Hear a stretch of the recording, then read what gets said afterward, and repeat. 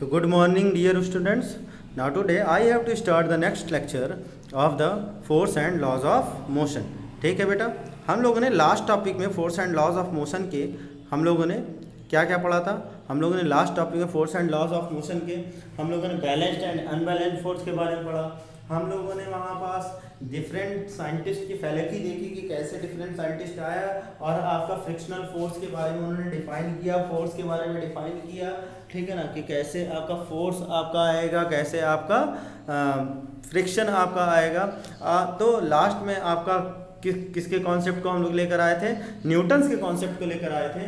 तो आज हमें यहीं से आपके न्यूटन्स के कॉन्सेप्ट से हमें शुरुआत करनी है। तो न्यूटन्स का जो कॉन्सेप्ट है वो आपका क्या है, न्यूटन्स का लॉज ऑफ मोशन पहला, ठीक है। तो देखो न्यूटन्स ने आपके तीन लॉ दिए बेटा, क्या दिए, तीन लॉ दिए। एक न्यूटन्स का फर्स्ट लॉ ऑफ मोशन था, Newton's first law of motion, ठीक है। Newton first law of motion था, Newton second law of motion था और न्यूटन का थर्ड लॉ ऑफ मोशन था।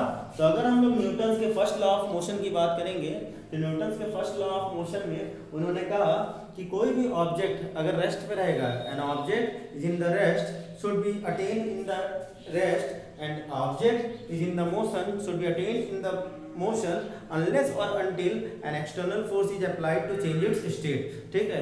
इसका मतलब कहने का कि अगर कोई भी ऑब्जेक्ट रेस्ट की पोजीशन पर है तो वो रेस्ट में ही रहेगा, और अगर कोई बॉडी अगर मोशन में है तो वो मोशन में ही रहेगा जब तक कि कोई एक अलग से एक्सटर्नल फोर्स उसको ना लगाया जाए उसके स्टेट को चेंज करने के लिए, जिस पोजीशन में वो चल रहा है या जिस पोजीशन में वो रुका हुआ है। जैसे फॉर एग्जाम्पल अगर मैं यहाँ पास एक टेबल ले लूँ और टेबल पर मैं क्या कर लूँ, मैंने कहा यहाँ पास एक मैंने क्या कर दिया,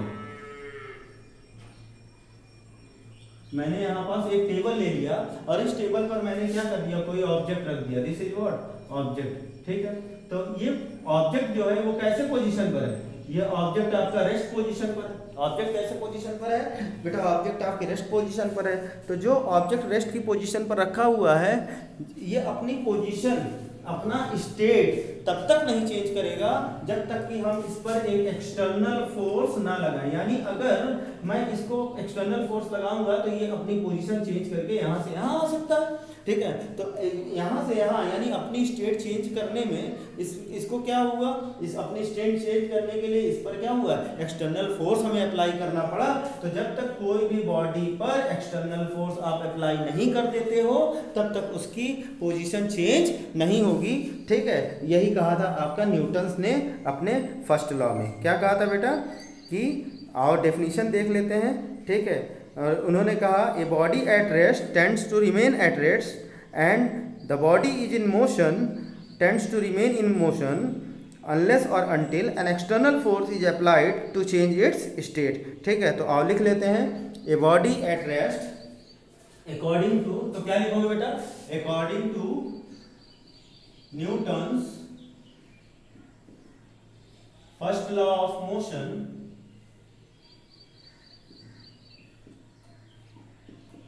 according to Newton's first law of motion an object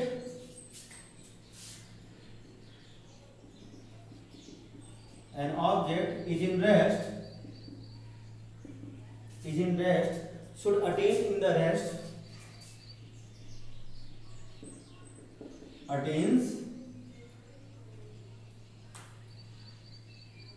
attains in rest or the object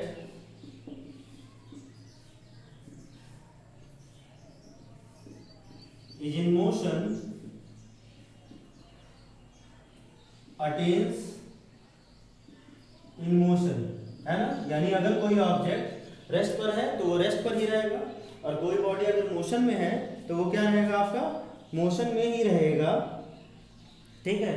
तो an object is in rest tends to remain in rest, है ना। क्या चीज बेटा, an object is in rest tends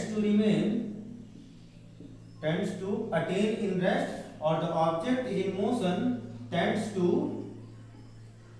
to attain in motion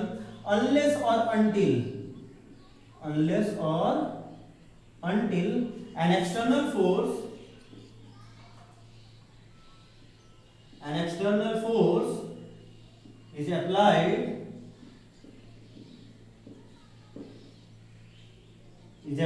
to change its state.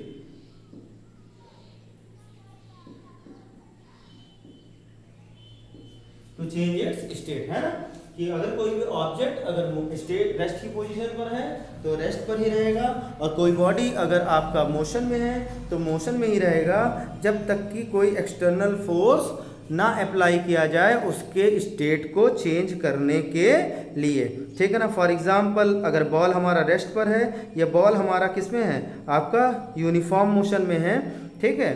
Ball अगर हमारा rest पे है और बॉल अगर हमारा यूनिफॉर्म मोशन में है तो जब तक उस पर एक्सटर्नल फोर्स नहीं लगाया जाएगा तब तक वो अपनी स्टेट को चेंज नहीं करेगा। जैसे कि आपका फॉर एग्जांपल ये देखो, यहाँ पास लेट अस सपोज एक बॉल है और बॉल किस पोजीशन पर रखी है, रेस्ट की पोजीशन पर, और इस रेस्ट की पोजीशन को अगर हमें चेंज करना है तो यहाँ पास हमें क्या अप्लाई करना पड़ेगा, एफ एक्सटर्नल, यानी एक्सटर्नल फोर्स हमें अप्लाई करना पड़ेगा। और अगर हमारा बॉडी यानी ये आपका बॉल अगर मान लो मोशन में है तो अगर इसको हमें किस में लाना है, रेस्ट में लाना है, क्या करना है बेटा, रेस्ट पे लाना है, तो हमें यहाँ पास भी क्या करना पड़ेगा, आपका एक्सटर्नल फोर्स अप्लाई करना पड़ेगा, तब जाकर ये बॉडी क्या होगा, रुकेगा, वरना ये बॉडी अपने आप नहीं रुक सकता है। यही कहा था आपका न्यूटन्स ने अपने फर्स्ट लॉ ऑफ मोशन में। तो आइए हम लोग अब इसी न्यूटन का जो फर्स्ट लॉ है उसको बैलेंस्ड और अनबैलेंस्ड फोर्स के अकॉर्डिंग ही हम लोग देख लेते हैं। तो बैलेंस्ड एंड अनबैलेंस्ड फोर्स के अकॉर्डिंग बेटा न्यूटन ने जो कहा था वो कहा था कि अगर कोई body tends to remain at rest, rest पर है, और कोई बॉडी अगर मोशन में होगी, ठीक है, यूनिफॉर्म मोशन में, जब तक कि उस पर कोई अनबैलेंस्ड फोर्स ना अप्लाई हो जाए, ठीक है ना। तो यानी अगर मैं इसी डेफिनेशन को थोड़ा सा मैं चेंज करके लिख दूं तो अनबैलेंस्ड फोर्स के फॉर्म में, तो अनबैलेंस्ड फोर्स के फॉर्म में ये रहा आपका डेफिनेशन कि आपका, ठीक है, आप दोनों डेफिनेशन लिख सकते हो, ठीक है ना, अभी जो लिखवाया था वो भी, और ये भी लिख सकते हो अनबैलेंस्ड फोर्स के फॉर्म में। मान लो तुमसे कोई क्वेश्चन पूछ ले अनबैलेंस्ड फोर्स के फॉर्म में कि न्यूटन्स के फर्स्ट लॉ को आप अनबैलेंस्ड के फॉर्म में आप रिप्रेजेंट करें, तो इसमें आप लिखोगे a body is in rest tends to remain at rest, और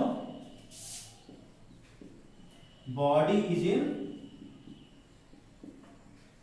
motion tends to remain in motion unless और अनटिल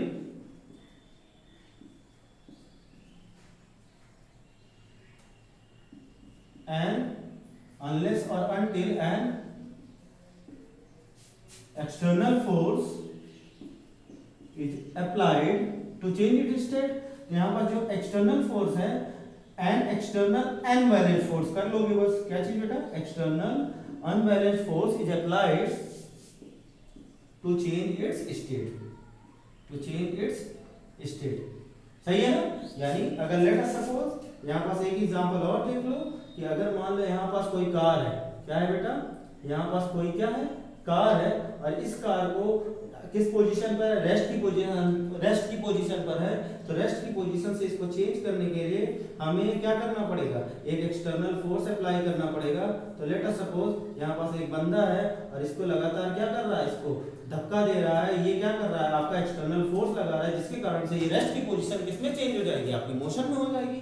और लेट अस सपोज यहाँ पास अगर मान लो एक कार और है, और इस कार किसमें है, आपका मोशन में, किसमें है बेटा, मोशन में है, तो अगर इस पर एक एक्सटर्नल फोर्स आपका एक बंदा इधर से लगा रहा है, तो एक्सटर्नल फोर्स लगाने पर ये जो टॉय कार है, ये आपका एक्सटर्नल फोर्स लगाने पर ये क्या होगी, आपकी मोशन से किसमें आ जाएगी, रेस्ट में आ जाएगी, ठीक है। तो ये हम लोगों ने देखा आपका न्यूटन्स का फर्स्ट लॉ, ठीक है। अब आइए हम लोग देखते हैं कि न्यूटन्स ने फर्स्ट लॉ में आपका इनर्शिया एक वर्ड है उसका इस्तेमाल कब किया था, और इनर्शिया आखिर होता क्या है, ठीक है।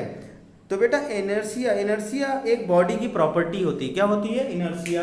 अगर हम लोग बात करें, इसको मिटा रहा हूं, ठीक है, अगर हम लोग इनर्शिया की बात करें, व्हाट इज इनर्शिया, क्या चीज, व्हाट इज इनर्शिया,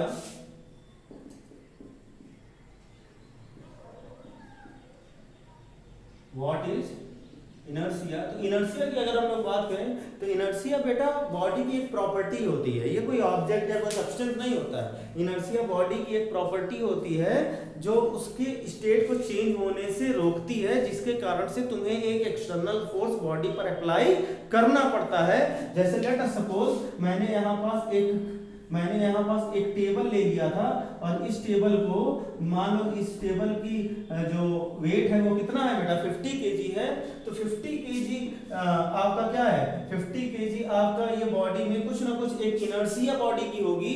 अगर तुम यहाँ पास इसकी पोजीशन को अगर मान लो 50 केजी को अगर तुम्हें चेंज करना है तो जाहिर सी बात है तुम एक्सटर्नल फोर्स इसीलिए लगा रहे हो क्योंकि बॉडी के मास के कारण उसमें जो फोर्स है, बॉडी के मास के कारण उसमें जो प्रॉपर्टी है वो उसके स्टेट को चेंज होने नहीं दे रही है। तो इनर्शिया क्या होता है, बॉडी की एक प्रॉपर्टी होती है बेटा जो उसके स्टेट को चेंज होने से क्या होती है, रोकती है। तो इनर्शिया के बारे में अगर हम बोले inertia is what, it is the property of body which resist to change it state, which resist मतलब रोकना, resist to change its state, ठीक है ना। अब बेटा इनर्शिया आपका मास पर डिपेंड करता है, यानी कोई बॉडी आपका जितना भारी होगा उतना अधिक उसमें क्या होगी, इनर्शिया होगी। यानी उस बॉडी पर तुम्हें एक्सटर्नल फोर्स उतना ही ज्यादा अप्लाई करना पड़ेगा उसके स्टेट को चेंज करने के लिए। यानी मैंने कहा लेट अस सपोज यहाँ पास अगर मैंने कहा ये साइकिल है, मैंने यहाँ पास ये कहा ये क्या है आपका साइकिल है, ठीक है। और इस साइकिल पर एक बंदा बैठा हुआ है और इसको लगातार क्या कर रहा है, इसको लगातार ये क्या कर रहा है, ड्राइव कर रहा है। तो इस साइकिल का लेट अस सपोज इस साइकिल का जो मास है उस साइकिल का मास हमने कहा लेट अस सपोज 20 केजी है। कितना है बेटा 20 केजी है। और यहाँ पास एक कार आ रही है और कार का जो मास है वो कितना है आपका, हमने कार का मास कहा 500 केजी है। कितना 500 केजी है। तो यहाँ पास 20 केजी वाला जो मास है बॉडी का जो आपका मोशन में है और यहाँ पास जो कार वाला मास है 500 केजी का जो कि मोशन में है, मास ज्यादा किसका है, कार का ज्यादा है। अगर ये सेम स्पीड में है यानी ये भी हमने कहा 20 किलोमीटर पर आवर की रफ्तार में है और ये भी हमने कहा 20 किलोमीटर पर आवर की रफ्तार में है, तो दोनों 20 किलोमीटर पर आवर की रफ्तार में है। अगर हम लोग इसको अगर इस साइकिल वाले अगर हम लोग बॉडी को अगर हम लोग एक्सटर्नल फोर्स लगाकर रोकेंगे तो यहाँ पास हमें क्या होगा, एक्सटर्नल फोर्स हमें क्या लगाना पड़ेगा, कम लगाना पड़ेगा। और यहाँ पास अगर हम लोग एक्सटर्नल फोर्स लगाएंगे इसको रोकने के लिए तो यहाँ पास हमें एक्सटर्नल फोर्स क्या करना पड़ेगा, ज्यादा लगाना पड़ेगा। इसका मतलब कि ये जो ये वाला बॉडी है जहाँ पास मास ज्यादा है उसकी इनर्शिया ज्यादा है और उसी इनर्शिया के कारण वहाँ पास बॉडी में आपका एक्सटर्नल फोर्स हमें ज़्यादा अप्लाई करना पड़ रहा है। तो इनर्शिया क्या होता है बेटा, inertia is the property of body to resist to change its state, ठीक है, जो क्या करता है बॉडी को रोकता है अपने स्टेट को चेंज करने के लिए, है ना। यानी कोई बॉडी अगर मोशन में है तब भी उसको एक एक्सटर्नल फोर्स हमें अप्लाई करना पड़ेगा रोकने के लिए, और कोई अगर बॉडी रेस्ट में है तब भी हमें उसको एक एक्सटर्नल फोर्स देना पड़ेगा क्या करने के लिए, आपको मोशन में लाने के लिए, ठीक है ना। आओ हम लोग कुछ प्रैक्टिकल एग्जांपल देखते हैं आपका इसी इनर्शिया का और फर्स्ट लॉ ऑफ मोशन का। तो आइए हम लोग देखते हैं।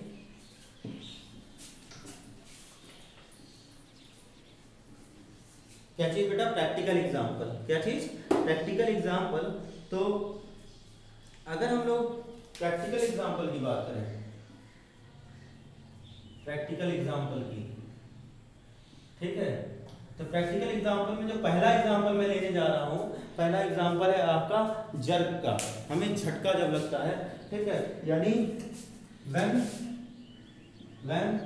बस स्टॉप सडनली, अगर तुम मान लो बस में खड़े हो और बस ने अचानक से क्या कर दिया, ब्रेक लगा दिया, bus stop suddenly, then you feel jerk forward. क्या होता है, आप जर्क कहाँ लेते हो, जर्क आपको आगे की ओर लगता है। अब देखो कैसे इसका इनर्शिया से और कैसे फर्स्ट लॉ ऑफ मोशन से जुड़ा हुआ कॉन्सेप्ट है। लेट अस सपोज आपका यहाँ पास ये क्या है, ये आपका बेटा बस है और इस बस में, ठीक है, मैंने कहा ये आपका बस है अब बस में मैंने कहा तुम इस पोजीशन पर खड़े हो, किस पोजीशन पर खड़े हो, इस पोजीशन पर है। अब मैं बॉडी को दो पार्ट में डिवाइड करूंगा, यहाँ कमर के ऊपर का बॉडी अपर हाफ और कमर के नीचे का बॉडी लोअर हाफ। तो अगर हम लोग अपर हाफ और लोअर हाफ का कॉन्सेप्ट देखेंगे तो मैंने कहा ये नीचे का जो पोर्शन है वो आपका लोअर हाफ, ठीक है, और जो ऊपर का पोर्शन है ये क्या कहलाता है, आपका अपर हाफ कहलाता है,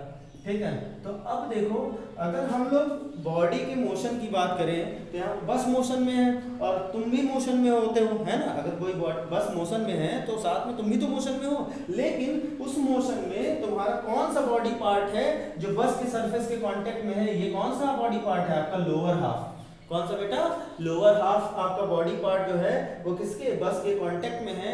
तो जैसे ही बस अचानक से रुकती है, जैसे ही बस अचानक से स्टॉप करती है, तो स्टॉप करने की कंडीशन में क्या होता है, जो लोअर हाफ पोर्शन है, ठीक है, बस के साथ तो वो रुक जाता है, लेकिन जो अपर हाफ पोर्शन है वो अभी भी क्या होती है, मोशन में होती है। और इसी मोशन में होने के कारण से तुम्हें क्या होता है, जर्क फील होता है। यानी अगर मैं बस में ऐसे खड़ा हूं तो जो हमारा लोअर हाफ का पोर्शन है वो जो बस के कांटेक्ट में है, जैसे ही बस रुकेगी हमारा लोअर हाफ तो रुक गया, कमर के नीचे वाला पोर्शन, लेकिन जो अपर हाफ वाला पोर्शन होता है वो क्या होता है, हमारा मोशन में होता है, जिसके कारण से हमें आगे की ओर क्या होता है, जर्क फील होता है, ठीक है। तो ये एक्चुअली इसीलिए होता है बॉडी की इनर्शिया के कारण। जितनी भारी बॉडी होगी उतना अधिक उसको जर्क क्या होगा, ज्यादा लगेगा। यानी जितना मोटा व्यक्ति उतना उसको जर्क ज्यादा फील होगा, क्यों, क्योंकि अपर हाफ का जो मास है वो मोटे वाले आदमी का वो क्या, तो जो बेटा मोटा वाला व्यक्ति है ना, जो मोटा वाला व्यक्ति है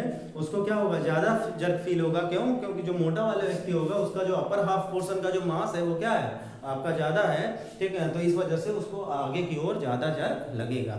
अब यही सेम कंडीशन हम लोग देख लेते हैं, ठीक है, सेकंड टॉपिक में, कि व्हेन बस स्टार्ट सडनली, ठीक है, दोनों केस है, एक बस स्टॉप सडनली और एक बस क्या चीज, स्टार्ट सडनली। व्हेन बस start suddenly you feel jerk forward, ठीक है, सॉरी jerk backward।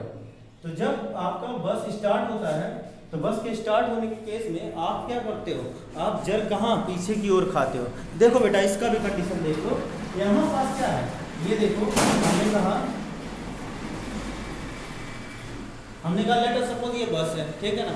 अब इस बस की हम लोग बात करेंगे तो यहाँ पास आपका बस सरफेस है और बस सरफेस पर हम लोग खड़े हैं, दो हाफ में डिवाइड कर देते हैं बॉडी का, एक आपका अपर हाफ और एक आपका लोअर हाफ। बस अभी किस कंडीशन में है, बस अभी आपका स्टॉप की कंडीशन में। तो जाहिर सी बात है जब बस स्टॉप की पोजीशन पे है तो ये जो तुम्हारी बॉडी है, बॉडी भी बस के साथ किस पोजीशन में है, आपका रेस्ट की पोजीशन पर है ना। ना बस चल रही है ना तुम चल रहे हो। अब क्या होगा, बस अचानक से क्या होगी, स्टार्ट करेगी बस, यहाँ से क्या होगी, बस यहाँ से चलना क्या करेगी, स्टार्ट करेगी। अब बस यहाँ से जब चलना स्टार्ट करेगी तो क्या होगा, तो जो तुम्हारा लोअर पोर्शन है, लोअर हाफ वाला जो पोर्शन है वो जो बस के सरफेस के कांटेक्ट में है वो तो बस के साथ चलना स्टार्ट कर देगा, लेकिन ये अपनी पोजीशन पर, रेस्ट की पोजीशन पर कंटिन्यू होने की कोशिश करेगी और कंटिन्यू होने के कारण ये क्या होगा, आपका पीछे की ओर जर्क लगेगा। यानी लेट अस सपोज मैं अगर खड़ा हूं सामने, बस में खड़ा हूं और मैं क्या हूं,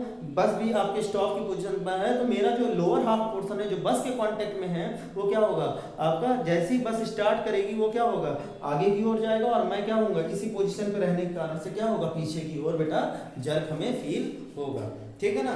अब ये बहुत सारे प्रैक्टिकल एप्लीकेशन है न्यूटन के फर्स्ट लॉ के, जो कि तुम्हारे एनसीईआरटी के क्वेश्चंस भी हैं और बोर्ड में भी आपके क्वेश्चंस आते हैं इसके। तो आइए हम लोग सेकंड यहाँ पास देखते हैं। सेकंड यहाँ पास क्या है, अगर हम लोग सेकंड की बात करेंगे तो सेकंड यहाँ पास बेटा कि अगर कोई भी कार या कोई भी बस आपका जब शार्प टर्न लेती है, अगर आप एक टेम्पो में बैठे हो, टैक्सी में बैठे हो, टैक्सी और अचानक से टैक्सी खूब स्पीड में मुड़ रही, तो तुम देखो क्या होता है, तुम बाहर की ओर जर्क खाते हो। एक्चुअली होता क्या है, at the point of turning, ठीक है ना। यानी आपका सेकंड केस, ठीक है, ये तो पहला केस था कि when the bus stop suddenly and बस स्टार्ट सडनली। अब क्या है केस सेकंड क्या है, when a vehicle a sharp turn, when a vehicle takes a sharp turn, ठीक है। व्हीकल क्या करता है, अगर शार्प टर्न लेता है, you feel jerk outside, you feel jerk outside. Actually इसमें भी बेटा सेम कंडीशन है। लेट अस सपोज ये रहा, ठीक है, और इस तरह से आपका बॉडी मोशन होने की कोशिश कर रही है, तो यहाँ पास लेट अस सपोज अगर हमारे पास यहाँ पास इस तरह से हमारे पास क्या है, अगर कार है, तो कार में क्या होगा, जब आप बैठे हो तो जाहिर सी बात है आपका जो बॉडी इस तरह से इस तरफ जा रही थी, ठीक है, तुम्हारा जो लोअर हाफ पोर्शन है, यानी तुम अगर ऐसे बैठे हो उसमें, और ये जो तुम्हारा आपका लोअर हाफ पोर्शन है, ये वाला, यानी जो लोअर हाफ पोर्शन है, लोअर हाफ पोर्शन तो आपका टैक्सी के साथ मुड़ गया, लोअर हाफ पोर्शन टैक्सी के साथ मुड़ गया, लेकिन जो अपर हाफ वाला पोर्शन है, ये जो अपर हाफ वाला पोर्शन है, ये क्या होगा, स्ट्रेट जाने की कोशिश करेगा, जिसके कारण से तुम्हें जर्क जो होता है वो क्या होता है, आपका बाहर की ओर लगता है। इसलिए हम लोग ऐसे केस में हम लोग क्या होते हैं, बहुत तेजी से हम लोग जो भी आपका व्हीकल होता है उसको पकड़ के बैठे होते हैं, ठीक है। तो बेटा ये था आपका न्यूटन का फर्स्ट लॉ, और न्यूटन से फर्स्ट लॉ से जुड़े हुए कुछ एग्जांपल्स। नेक्स्ट क्लास में कुछ और एग्जांपल्स देखेंगे, और उन एग्जांपल के साथ साथ हम लोग बढ़ेंगे किधर, आपके न्यूटन की सेकंड लॉ की ओर, ठीक है ना। तो आप इस जो भी आप आज का टॉपिक हमने पढ़ाया उसको आप अच्छे से आप नोट्स बनाइए, और नोट्स बनाकर आप मेरे पर्सनल व्हाट्सएप नंबर पर भेजिए, ठीक है ना। तो आज के लिए बेटा इतना ही रखते हैं। जय हिंद, वंदे मातरम।